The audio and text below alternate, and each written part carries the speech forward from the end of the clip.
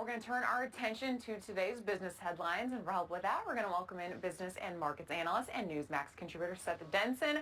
Good morning, Seth. Good to see you. Hey, Alex, good to see you. Good morning. Happy post-Labor Day. Yes. All right, let's start with the markets, which, of course, they were closed yesterday, but they closed the week out down on Friday for a third straight week of losses. Now, this morning, futures are way up ahead of the opening bell, but I want to start across the pond over in Europe, where the UK has just chosen a new prime minister as Europe enters an energy crisis with Russia shutting down its major gas supply pipeline. So, Seth, what's the latest, and how could this affect us right here in the United States? Well, there's only so much energy going out, right? And about 40% of Europe's energy comes from Russia. So if Russia's shutting this pipeline off, that means that energy is going to have to come from somewhere else. This new prime minister's got her work cut out for her trying to figure this out. As we think about driving during the summer being our peak energy usage, in Europe, it's heat in the winter. And so for them, it's really trying to gear up for the winter is coming, right? And they've got to figure out this problem. And it's not just Britain, it is across Europe. Yeah, I want to kind of continue on this. What's behind OPEC's decision to cut global oil supplies by 100,000 barrels a day next month? I mean, politics and money. And let's not forget that they're both very quickly linked, right? Because for OPEC, it's 100,000 barrels a day. Let's be clear. The world uses 90 million barrels a day. This is 0.001%. This is just a reminder that they control things. And that they've got the power. OPEC wants the price of oil to hover around $100 a barrel. It's down in the $90, $95 range, depending on what futures you're looking at. So this is OPEC just reminding the world we still got control of this thing, and that's a sad state, but that's where we are.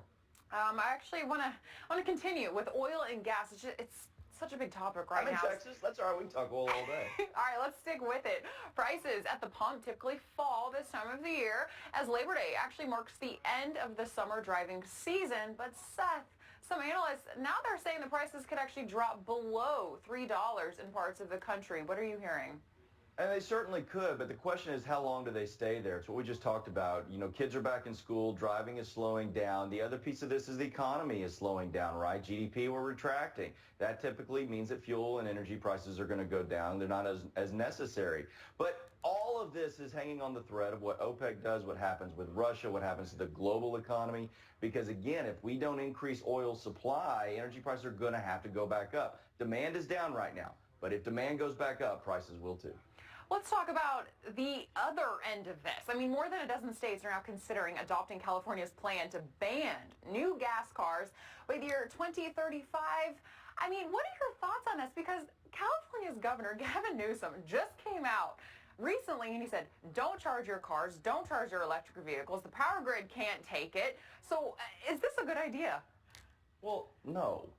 But this is just, you know, a continuation of what we see all the time. If California does it, then all the other left-leaning states have to do it too. I mean, this is Washington, Oregon, these states that tend to lean left, New York, and they're going, oh no, Gavin did it, we got to do it. I feel like I'm back in high school and I'm watching what maybe the cool kid did, so all the other kids feel like they got to do it too.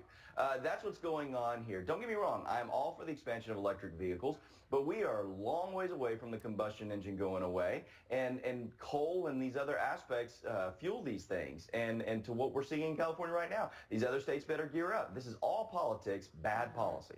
All right, let's switch gears. Big news out of CVS yesterday. The drugstore giant has now reached a deal to acquire in-home health care company Signify Health for $8 billion. Seth, what will this do for the industry? Well, this is continued consolidation, and I kind of wrote a book about this where I don't always recommend this consolidation in the healthcare market. For CVS, though, it's probably a good move. I think shareholders will approve it. This is effectively buying this group of doctors that goes in home. Now, if these doctors go in home, guess what they're probably going to do? They're probably going to fill a prescription or give one, and you're going to get it at CVS. And oh, by the way, if you have Aetna insurance, Aetna is owned by CVS. You want to talk about collusion? This is about as big as it gets. You've got retail, you've got the legal drug cartel, which is pharmacy benefit managers, all this bundled up in CVS. It's a good business move for them, but it's bad for the expansion of healthcare in the United States and competition. Before we go, really quickly, You're in Texas. We got to talk a little country music. Such a feel-good story. Luke Combs, he actually paid back 2 of his young fans who put in some hard work just to attend one of his concerts. We just love stories like this, don't we? We do. This is awesome. Love Luke Combs. Love his music. And, man, just when you take care of your fans, they pay you back. This is a good move. It's good to see artists still look at the little guys. I love it. More country singers, more artists, they need to come out and do something like this for their young fans. Tickets are so expensive nowadays. Seth Denson, thank you so much for coming on this morning. Always a pleasure. Thanks, Alex. See you tomorrow.